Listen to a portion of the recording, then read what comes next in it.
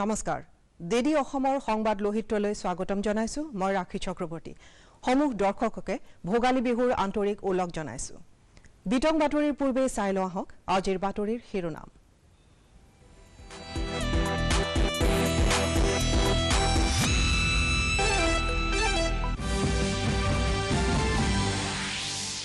আজি ভোগৰ উৎসৱ ভোগালী বিহু সমগ্ৰ ৰাজ্যতে পৰম্পৰাগত ৰীতি নীতিৰে হেপাহৰ ভোগালী বিহু পালন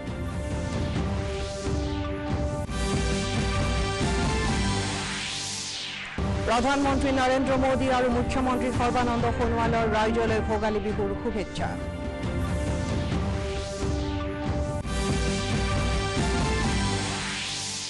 বিশ্বৰ সৰ্ববৃহৎ কৰোনা প্ৰতিষেধক প্ৰদান অভিযানৰ বাবে সাজু ভাৰত বিভিন্ন অঞ্চললৈ প্ৰতিষেধক প্ৰেৰণ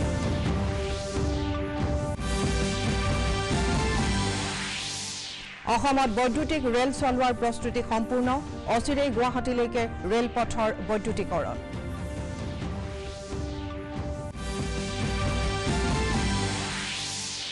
29 জানুৱাৰীৰ পৰা সংসদৰ বাজেট অধিৱেশন 1 ফেব্ৰুৱাৰীত সংসদত নতুন বিত্তীয় বৰ্ষৰ কেন্দ্ৰীয় বাজেট উত্থাপন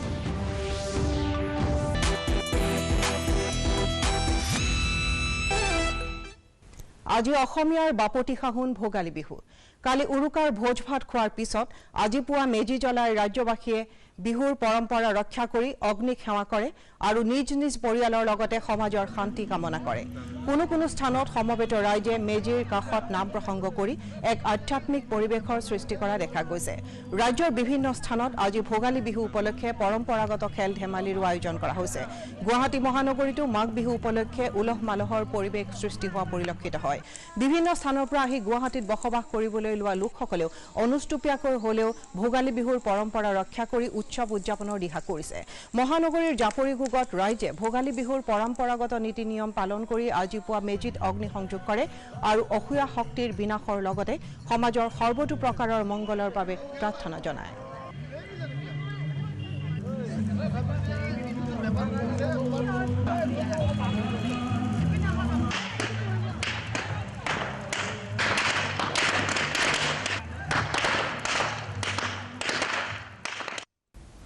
মাজুলী জিলাৰ বিভিন্ন সত্ৰত সত্ৰীয়া পৰম্পৰাৰে মাঘ বিহু পালন কৰা হয় 367 বছৰীয়া পৰম্পৰা ৰক্ষা কৰি দক্ষিণপাট সত্ৰৰ লগতে আন 30খন সত্ৰতো পৰম্পৰা ৰক্ষাৰে ভোগালী বিহু পালন কৰা হয় দক্ষিণপাট সত্ৰত সত্ৰাধিকাৰ ননী গোপাল দেৱ গোস্বামীয়ে মেজিত অগ্নি সংযোগ কৰে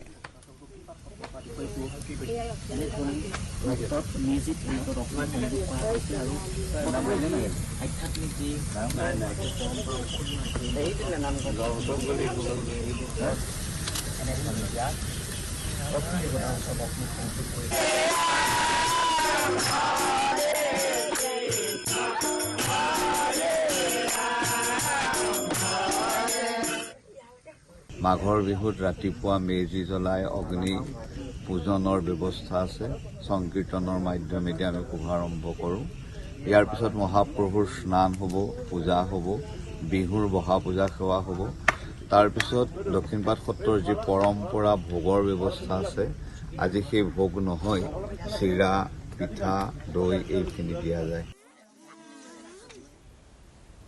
আনহাতে বাক্সা জিলাৰ কুজিদেউৰ গাঁৱত কুজিদেউৰ মিলন সংঘৰ উদ্যোগত আৰু ৰংমন ক্লাবৰ সহযোগত 50 ফুট ওখকৈ নিৰ্মাণ কৰা মেজিত অগ্নি সংযোগ কৰি ভোগালী বিহু পালন কৰা হয়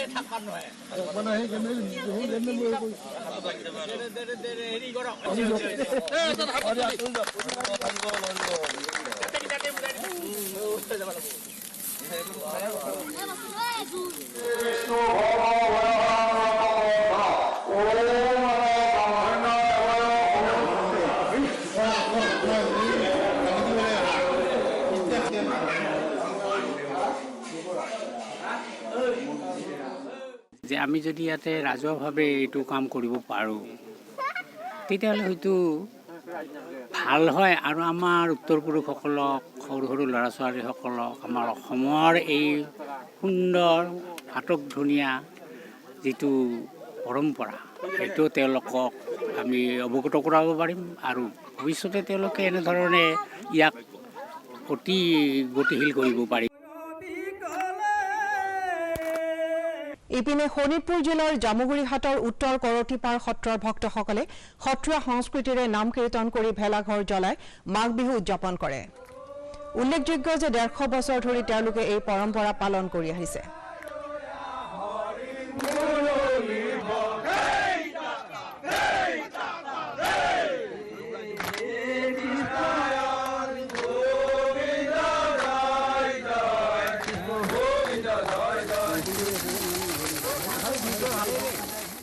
ভেলাঘৰ পৰম্পৰাটো প্ৰায় 150 বছৰৰ ওপৰৰ হ'ল। আমি দেখাৰ পৰা দেউতাহঁতৰ হাতত ধৰি ভেলাঘৰ চোৱাৰ পৰা তাৰপিছত আমাৰ আগৰ চাম আমি আৰু এতিয়া পিছৰ চামেও এই একেটা পৰম্পৰাৰে একেটা শ্ৰদ্ধা আৰু ভক্তিৰে ভেলাঘৰ সাজি আছে। দক্ষিণ শালমৰা মানকাছাৰ জিলাতো হেঁপাহৰ ভোগালী বিহু পালন কৰা হয়। মানকাছাৰৰ অসম মেঘালয় সীমান্তৰ আদৰ্শ গোপালপুৰ গাঁৱত উৎসাহ উদ্দীপনাৰে বিহু পালন কৰা হয়। গোৱালপাৰা জিলাৰ দুধনৈ ৰংজুলি ধূপধৰা আদি ঠাইৰ লগতে গোৱালপাৰা চহৰৰ শাস্ত্ৰীনগৰ বাপুজী নগৰ আদিতো পৰম্পৰাগত ৰীতি নীতিৰে ভোগালী বিহু পালন কৰা হয়।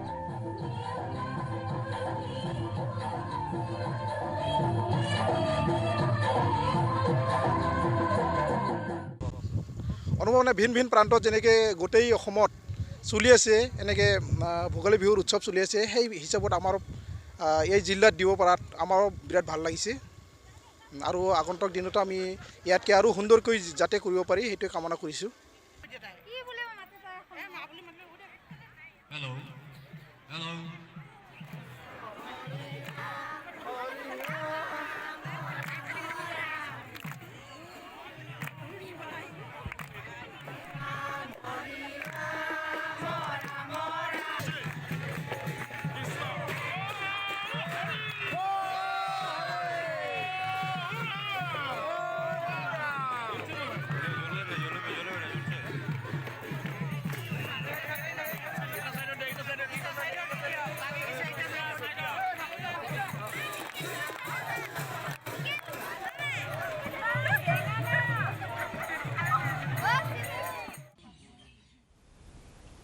আনহাতে কোকৰাঝাৰ জিলাতো বড়ো ৰাভা কোচ ৰাজবংশী আদিকে ধৰি বিভিন্ন জনগোষ্ঠীৰ লোকসকলে পৰম্পৰাগতভাৱে ভোগালী বিহু পালন কৰে।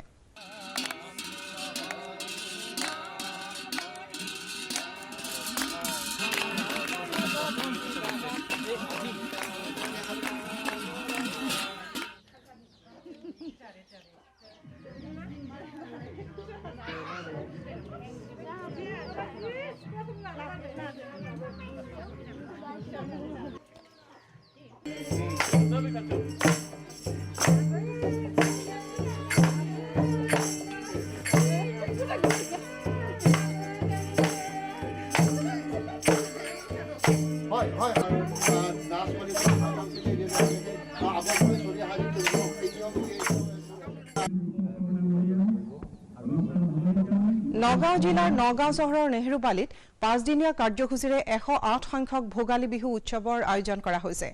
আজি পুৱা বিহুৰ পতাকা উত্তোলন, স্মৃতিগ্ৰন্থ উন্মোচন আৰু মেজি প্ৰজ্বলনৰ পাছত জ্যেষ্ঠ নাগৰিকক সম্বৰ্ধনা জনোৱা হয়। এই অনুষ্ঠানত বিধায়ক তথা বিহু উদযাপন সমিতিৰ কাৰ্যকৰী সভাপতি ৰূপক শৰ্মাও উপস্থিত থাকে।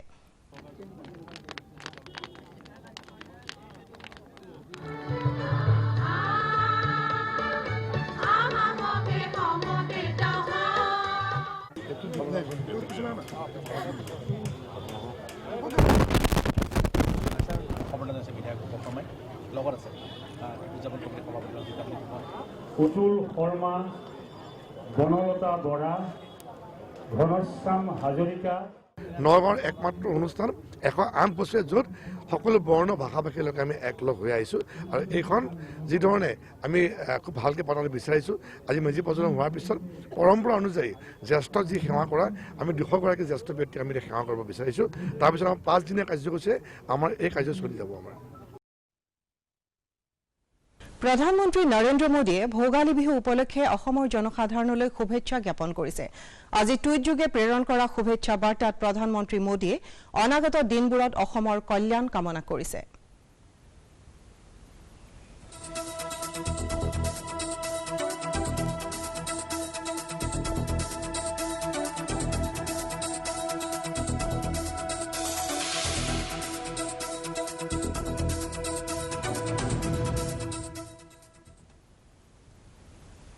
মুখ্যমন্ত্ৰী সৰ্বানন্দ সোণোৱালে আজি ডিব্ৰুগড়ত ভোগালীৰ মেজিত অগ্নিসংযোগ কৰি সকলোৰে সুখ সমৃদ্ধি আৰু মংগল কামনা কৰে।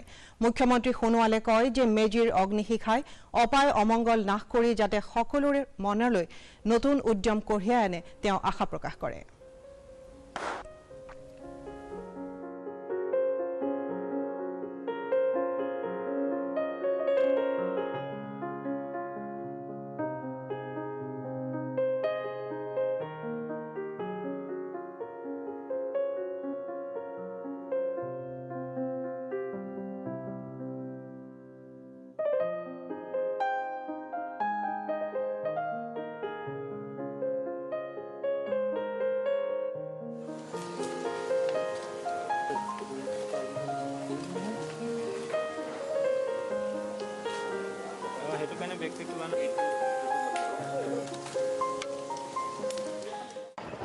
আজি এই পবিত্ৰ ভোগালী বিহুৰ উপলক্ষে মেজিৰ কাষত অসমৰ খেতিয়ক ৰাইজে সমবেত হৈ মেজি জুই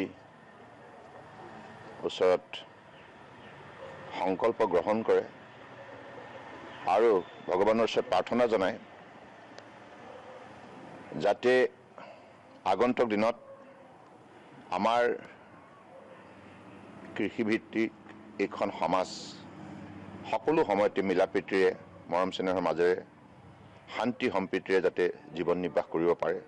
আগন্তুক দিনত যাতে প্ৰভুৱে কৃষিখণ্ডত উৎপাদন শক্তি বৃদ্ধি কৰায়, সমাজৰ আৰ্থিক অৱস্থা টনকিয়াল কৰে আৰু প্ৰতিটো পৰিয়ালে আনন্দৰে সমৃদ্ধিশালী হৈ জীৱনৰ বাটত অগ্ৰসৰ হ'ব পাৰে।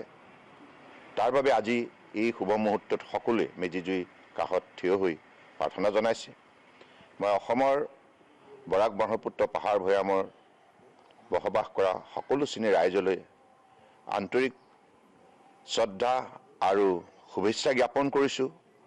সকলো ৰাইজৰ শ্ৰীচৰণত মূৰ দোৱাই আশীৰ্বাদ বিচাৰিছোঁ যাতে আমাক আশীৰ্বাদ দিয়ে আমি যেন সমাজৰ স্বাৰ্থত সততা নিষ্ঠাৰে কাম কৰি যাব পাৰোঁ আৰু সকলোকে লগত লৈ কাম কৰি যাব পাৰোঁ। এই শক্তি যেন আমাক ৰাইজে প্ৰদান কৰে আৰু ঈশ্বৰৰ ওচৰত মই প্ৰাৰ্থনা জনাইছোঁ আমাৰ এইখন সমাজ সদায় যেন শান্তিৰে থাকে, সকলোৱে সকলো সময়তে মিলাপ্ৰীতিৰে থাকে, ভাতৃত্ববোধ অটুট ৰাখে, সমন্বয় অটুট ৰাখে।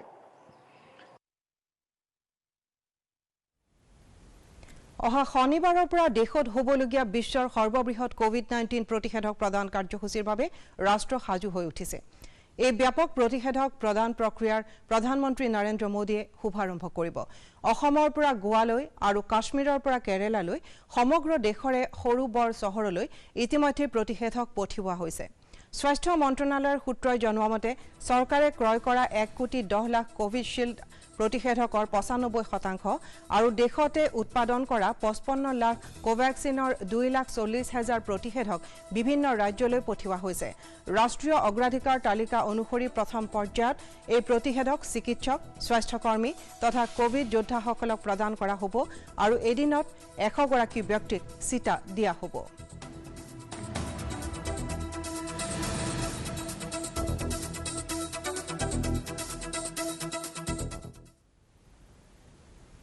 কোভিড-19 প্ৰতিষেধক প্ৰদান কাৰ্যসূচীৰ বাবে দেশত পলিঅ' প্ৰতিষেধক প্ৰদান কাৰ্যসূচী অহা 31 জানুৱাৰীলৈ পিছুৱাই দিয়া হৈছে। ৰাষ্ট্ৰপতি ৰামনাথ কোবিন্দে অহা 30 জানুৱাৰীত ৰাষ্ট্ৰপতি ভৱনত কেইটিমান শিশুক পলিঅ' প্ৰতিষেধক প্ৰদান কৰি এই কাৰ্যসূচীৰ শুভাৰম্ভ কৰিব। আজি স্বাস্থ্য মন্ত্ৰণালয়ে ৰাষ্ট্ৰপতিৰ কাৰ্যালয়ৰ লগত আলোচনা কৰি এই সিদ্ধান্ত গ্ৰহণ কৰে।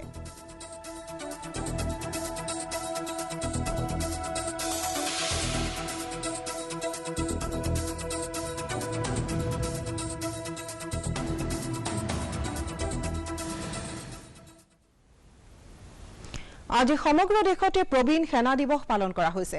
ভাৰতীয় সশস্ত্ৰ বাহিনীৰ প্ৰবীণ সদস্যসকলক সন্মান জনোৱাৰ উদ্দেশ্যে প্ৰতি বছৰৰ 14 জানুৱাৰীত এই দিৱস পালন কৰা হয়। 1971 চনৰ ভাৰত পাকিস্তান যুদ্ধৰ 50 বছৰ পূৰ্ণ হোৱা উপলক্ষে এইবাৰ এই দিৱস স্বৰ্ণিম বিজয় বৰ্ষ হিচাপে পালন কৰা হৈছে। এই উপলক্ষে আয়োজিত অনুষ্ঠানত ভাষণ দি সেনাধ্যক্ষ মনোজ নাৰাৱানে কয় যে যোৱা বছৰটো সমগ্ৰ দেশৰ লগতে সশস্ত্ৰ বাহিনীৰ বাবেও আছিল যথেষ্ট প্ৰত্যাহ্বানমূলক। ভাৰতীয় সেনাই দেশৰ সীমান্ত সুৰক্ষাৰ লগতে কোভিড মহামাৰীৰ সময়তো সাহসিকতাৰে সেৱা আগবঢ়াইছিল। हमारे देश और सेना के लिए बहुत ही चुनौतीपूर्ण रहा है। सेना उत्तरी सीमाओं पर सुरक्षा में दृढ़ता से डटी रही और साथ ही कोविड महामारी का सामना सक्षम रूप से करती रही। मुझे ये कहते हुए गर्व है कि इस कार्य को सफलतापूर्वक करने के लिए हमारे वेटरन्स का पूरा सहयोग मिला। ये पूरा साल 1971 के युद्ध के विजय प्राप्त होने के उपलक्ष्य में स्वर्णिम विजय वर्ष के रूप में मनाया जाएगा और देश भर में अलग अलग जगहों पर कई कार्यक्रमों का आयोजन किया जाएगा, जैसे कि एग्जीबिशंस, बैंड डिस्प्लेज, परेड इत्यादि। জলশক্তি মন্ত্ৰণালয়ৰ ব্ৰহ্মপুত্ৰ বোৰ্ডৰ দ্বাৰা আয়োজিত ভাৰত চৰকাৰৰ ব্ৰহ্মপুত্ৰ আমন্ত্ৰণ অভিযানৰ অভিযাত্ৰী দলটোক আজি গুৱাহাটীৰ মাছখোৱা প্ৰাগজ্যোতিক সাংস্কৃতিক প্ৰকল্পত আয়োজিত এটা অনুষ্ঠানত আদৰণি জনোৱা হয়। উল্লেখযোগ্য যে এই অভিযানকাৰী দলটো কালি আহি চন্দ্ৰপুৰ ঘাটত উপস্থিত হৈছিল। আজিৰ অনুষ্ঠানত ভাষণ প্ৰদান কৰি কেন্দ্ৰীয় জলশক্তি মন্ত্ৰী গজেন্দ্ৰ সিং শেখাৱতে কয় যে সভ্যতাৰ বিকাশৰ বাবে জলসম্পদ হৈছে অন্যতম বৃহৎ সম্ভাৱনা আৰু ব্ৰহ্মপুত্ৰ নদো ইয়াৰ ব্যতিক্ৰম নহয়। তেওঁ কয় যে ব্ৰহ্মপুত্ৰৰ বুকুতেই পৰ্যটন, মৎস্যকুল, দুঃসাহসিক ক্ৰীড়াকে ধৰি বিপুল সম্ভাৱনা লুকাই আছে।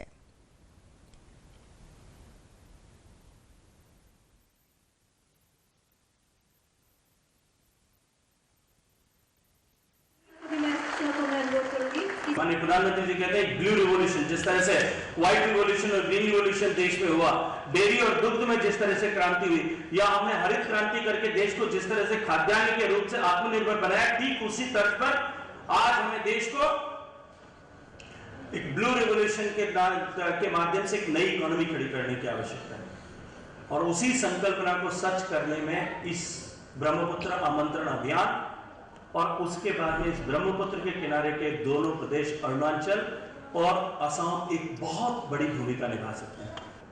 और मैंने आज भी सिफरी के वैज्ञानिकों से कहा है कि आपको इस दिशा में बहुत तेजी के साथ में काम करने की आवश्यकता है। अपार संभावनाओं वाला ये प्रदेश असम और इसके साथ साथ में हमारी अष्टलक्ष्मी, हमारे जो नॉर्थ ईस्टर्न प्रांत हैं, सारे अपार संभावनाएं। एक इंडस्ट्रियल ग्रोथ के लिए जितनी एक प्रदेश में जितनी संभावनाएं हो सकती है, जितनी आवश्यकताएं हो सकती है, मिनरल्स हमारे पास में है, लैंड हमारे पास में है, पानी हमारे पास में है, एनर्जी के जो है हम लगभग सारे स्टेट्स एनर्जी सरप्लस देते हैं क्योंकि इतना हाइड्रो इलेक्ट्रिसिटी की अपॉर्चुनिटीज हमारे पास में, पोटेंशियल हमारे पास में, और इस सब के साथ साथ में एडुकेट मैन पावर अवेलेबल है हमारे पास में। चेयरमैन এই অনুষ্ঠানতে ৰাজ্যৰ পৰিবহণ আৰু উদ্যোগ মন্ত্ৰী চন্দ্ৰমোহন পাটোৱাৰীয়ে কয় যে এনে ধৰণৰ অভিযানে ব্ৰহ্মপুত্ৰৰ সম্ভাৱনাক জনসাধাৰণৰ ওচৰলৈ লৈ যোৱাত সহায় কৰিব আৰু এই অভিযানত সংগৃহীত বিজ্ঞানসন্মত তথ্যই ৰাজ্যখনক উপকৃত কৰিব। শেষলৈকে ধুবুৰী পাৰ হৈ গৈ আমাৰ যিখিনিলৈকে ব্ৰহ্মপুত্ৰ আছে তালৈকে ৰেফটিং প্ৰগ্ৰেমটো যাব আৰু এই প্ৰগ্ৰেমটো হ'ল যে পাব্লিক আউটৰিচ প্ৰগ্ৰেম ব্ৰহ্মপুত্ৰৰ মানে ওপৰত, যাতে ইয়াৰ কি সম্ভাৱনা আছে, ইয়াত কেনেধৰণে ব্ৰহ্মপুত্ৰৰ পৰা আমি উন্নয়ন কৰিব পাৰোঁ। লিভিং উইথ ৰিভাৰ, জলশক্তি মিছন, জলশক্তি মন্ত্ৰালয় আৰু IIT গুৱাহাটীৰ মানে লগত তেওঁলোকে বিভিন্ন মানে সমস্যা ব্ৰহ্মপুত্ৰৰ ওপৰত যিখিনি যেনে বানপানীৰ কাৰণে বা আমাৰ যিখিনি হেৰি হয় মানে গৰাখহনীয়া হয়, এই সম্পৰ্কে তেওঁলোকক 3 মাহৰ এটা ষ্টাডি ৰিপৰ্ট দিব দিছে আৰু 3 মাহৰ ষ্টাডি ৰিপৰ্টৰ পিছত ভাৰত চৰকাৰে ইয়াৰ প্ৰতিৰোধৰ ওপৰত ব্যৱস্থা ল'ব বুলি মন্ত্ৰী ডাঙৰীয়াই আমাক জনাইছে। অহা মাৰ্চ মাহৰ পৰা গুৱাহাটীলৈ বৈদ্যুতিক ৰেল চলাচল কৰাৰ প্ৰস্তুতি প্ৰায় সম্পূৰ্ণ হৈছে। আজি ৰঙিয়াত ডিডি অসমৰ বাতৰি বিভাগৰ লগত হোৱা এটা আছুতীয়া সাক্ষাৎকাৰত ৰঙিয়া ৰেল সংমণ্ডলৰ মাণ্ডলিক প্ৰবন্ধক VA মালেগাঁওকাৰে এই কথা প্ৰকাশ কৰি কয় যে কাইলৈৰ পৰা ৰঙিয়া ৰেল সংমণ্ডলৰ নিউ বঙাইগাঁও চাংচাৰী আৰু নিউ বঙাইগাঁও যোগীঘোপা ৰেল ষ্টেচনৰ বৈদ্যুতিক তাঁৰত উচ্চ ক্ষমতাসম্পন্ন বিদ্যুৎ সংযোগ কৰা হ'ব।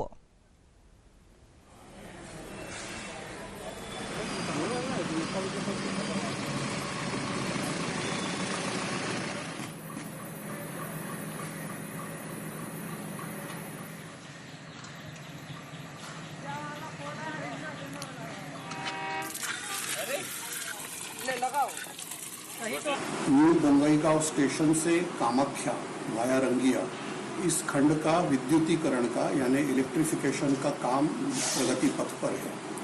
इसी सिलसिले में न्यू बंगईगांव से सरूपेटा तक के खंड को अभी चार्ज किया जाएगा 2.2 किलोवोल्ट करंट से।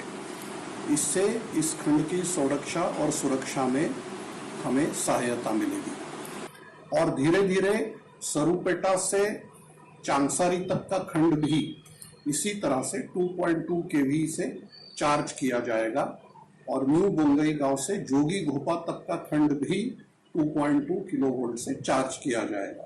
मार्च तक गुवाहाटी तक ये विद्युतीकरण का काम पूरा करने का लक्ष्य रखा गया है।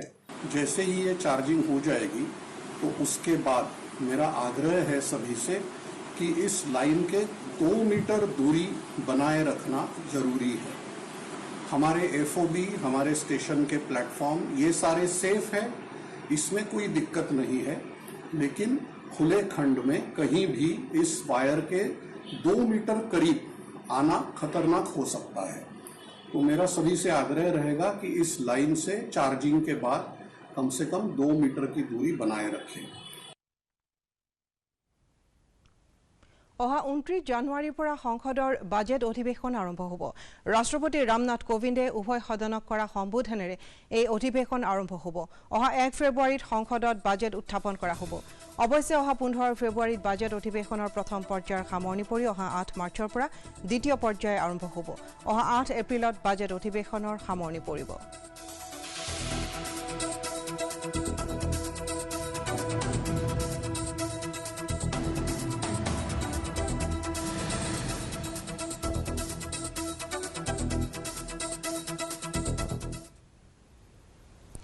আমেৰিকাৰ ৰাষ্ট্ৰপতি ডোনাল্ড ট্ৰাম্প দ্বিতীয়বাৰৰ বাবে মহা অভিযোগৰ সন্মুখীন হৈছে। কালি নিশা মাৰ্কিন সদনে 232-197টা ভোটত ৰাষ্ট্ৰপতিগৰাকীৰ বিৰুদ্ধে এই অভিযোগ আনে। উল্লেখযোগ্য যে যোৱা সপ্তাহত মাৰ্কিন সংসদ আক্ৰমণৰ ঘটনাক উদগনি যোগোৱাৰ বাবে ৰাষ্ট্ৰপতি ট্ৰাম্পৰ বিৰুদ্ধে এই মহা অভিযোগ অনা হৈছিল। অৱশ্যে অহা 20 জানুৱাৰীত জো বাইডেনে ৰাষ্ট্ৰপতি হিচাপে দায়িত্বভাৰ গ্ৰহণ কৰাৰ পাছতহে ট্ৰাম্প বিচাৰৰ সন্মুখীন হ'ব।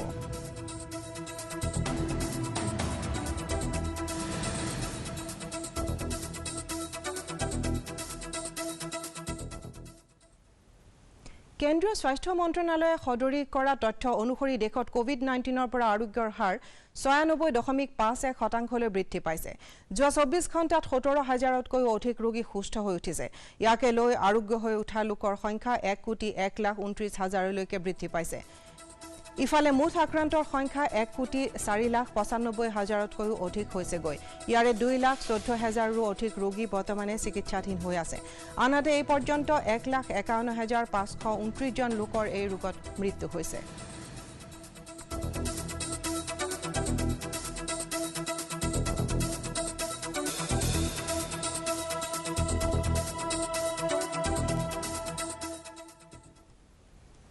স্বাস্থ্য বিভাগে প্ৰকাশ কৰা শেহতীয়া তথ্য অনুসৰি ৰাজ্যত কোভিড-19ত আক্ৰান্ত হোৱা লোকৰ সংখ্যা 2,16,690লৈ বৃদ্ধি পাইছে। কালি 16,205 গৰাকী লোকৰ নমুনা পৰীক্ষা কৰাৰ পাছত 55 গৰাকী লোকৰ দেহত কোভিড সংক্ৰমণ ধৰা পৰে।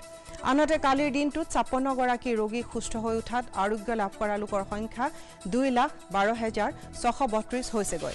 আৰোগ্যৰ হাৰ হৈছে 98.13%। এই পৰ্যন্ত ৰাজ্যখনত 1,064 গৰাকী লোকৰ এই ৰোগত মৃত্যু ঘটিছে। কাইলৈৰ পৰা ব্ৰিজবেনত ভাৰত আৰু অষ্ট্ৰেলিয়াৰ মাজৰ চতুৰ্থ তথা অন্তিমখন টেষ্ট মেচ আৰম্ভ হ'ব। 4খনীয়া এই টেষ্ট শৃংখলাৰ ইতিমধ্যে হৈ যোৱা 3খন খেলৰ এখন অমীমাংসিতভাৱে সমাপ্ত হোৱাৰ বিপৰীতে দুয়োখন দেশে এখনকৈ খেলত জয়লাভ কৰিছে। সেয়েহে শৃংখলা দখলৰ বাবে দুয়ো দলৰ বাবে চতুৰ্থ খেলখন অতি গুৰুত্বপূৰ্ণ হৈ পৰিছে। আঘাতৰ সমস্যাৰ বাবে ভাৰতীয় দলটোৰ পৰা জসপ্ৰীত বুমৰাহ, ৰবীন্দ্ৰ জাদেজা আৰু হনুমা বিহাৰী বাদ পৰিছে। ইয়াৰ উপৰিও মায়ংক আগৰৱাল আৰু ৰবিচন্দ্ৰ আশ্বিনো সম্পূৰ্ণ সুস্থ নহয়। কাইলৈৰ খেলখনত জাদেজাৰ স্থানত শাৰ্দুল ঠাকুৰ, হনুমা বিহাৰীৰ স্থানত মায়ংক আগৰৱাল আৰু জসপ্ৰীত বুমৰাহৰ স্থানত টি নটৰাজন বা ৱাশ্বিংটন সুন্দৰে খেলাৰ সম্ভাৱনা আছে।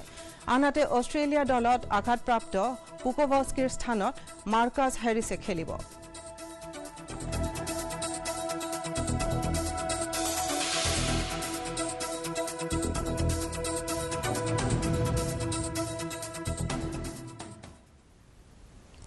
এইবাৰ অসমৰ মাটিতে আৰম্ভ হৈছে চকলেটৰ খেতি। চকলেটৰ খেতিৰে বজাৰ দখল কৰাৰ লগতে স্বাৱলম্বী হোৱাৰ সপোন দেখিছে ওদালগুৰিৰ এজন যুৱকে।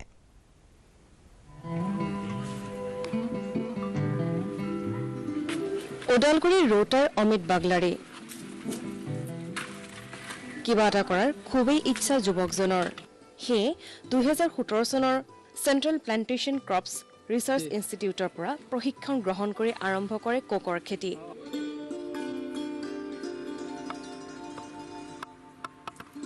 এই কোকৰ গুটিৰে তৈয়াৰ কৰা হয় বিভিন্ন ব্ৰেণ্ডৰ চকলেট।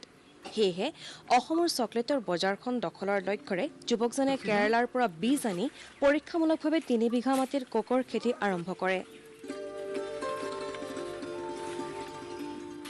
ফল দিবলৈ আৰম্ভ কৰিছে কোকো গছবোৰে। প্ৰতি বিঘা খেতিৰ পৰা 1 লাখকৈ টকা উপাৰ্জন কৰিব বুলি আশাবাদী অমিত বাগলাৰী। আনহাতে নতুনকৈ 15 বিঘা মাটিত কোকো খেতি কৰাৰ প্ৰস্তুতি আৰম্ভ কৰিছে যুৱকজনে।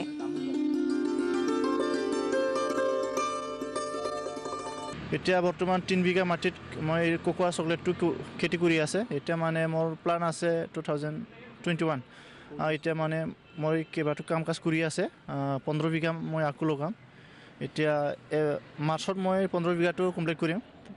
15 বিঘা লোৱাৰ পিছত মোৰ 18 বিঘা হ'ব।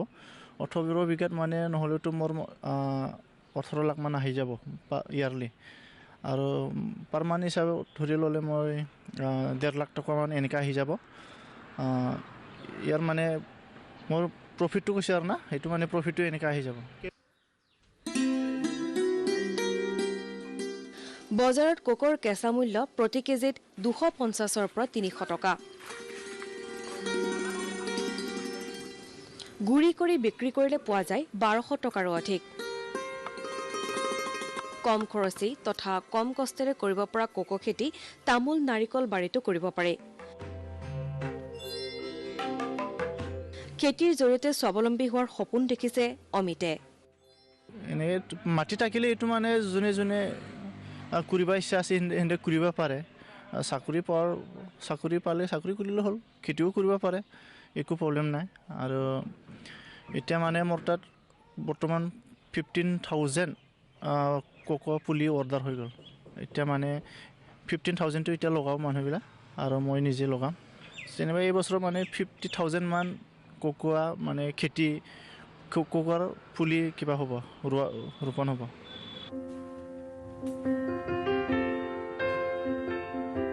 নিজ অধ্যৱসায়ৰ ফলত স্বাৱলম্বী হ'বলৈ সক্ষম হোৱা অমিত বাগলাৰী এতিয়া আন 10জন যুৱকৰ বাবে আদৰ্শ।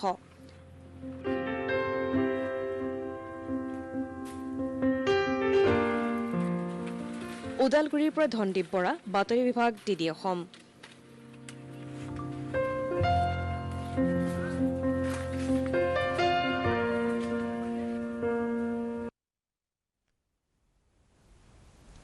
শেষ কৰাৰ আগতে প্ৰধান বাতৰিসমূহ আকৌ এবাৰ।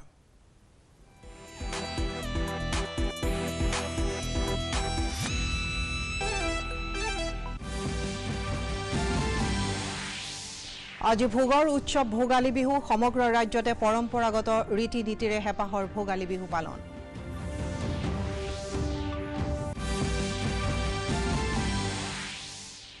প্ৰধানমন্ত্ৰী নৰেন্দ্ৰ মোদী আৰু মুখ্যমন্ত্ৰী সৰ্বানন্দ সোণোৱালৰ ৰাজ্যলৈ ভোগালী বিহুৰ শুভেচ্ছা।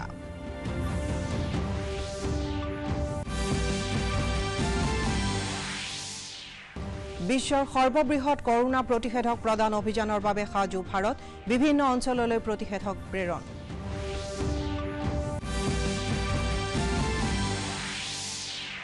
অসমত বৈদ্যুতিক ৰেল চলোৱাৰ প্ৰস্তুতি সম্পূৰ্ণ, অচিৰেই গুৱাহাটীলৈকে ৰেলপথৰ বৈদ্যুতিকৰণ।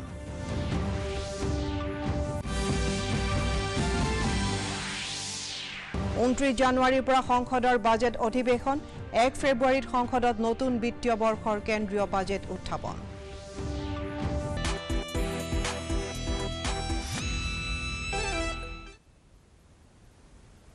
আপোনালোকে আমাৰ বাতৰি আৰু অন্যান্য অনুষ্ঠানসমূহ ডিডি নিউজ গুৱাহাটীৰ ইউটিউব চেনেলৰ যোগেদিও চাব পাৰিব।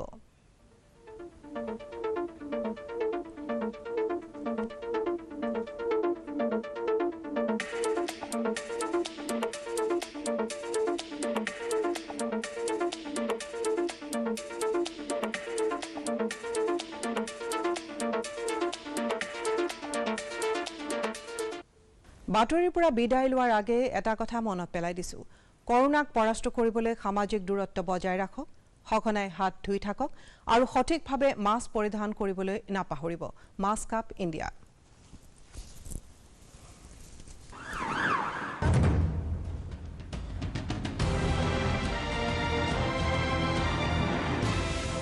Mask up India. Mask up India. সংবাদ লোহিত আজিলৈ ইমানেই। কাইলৈ পুনৰ লগ পাম নিশা 8:30 নমস্কাৰ, শুভৰাত্ৰি।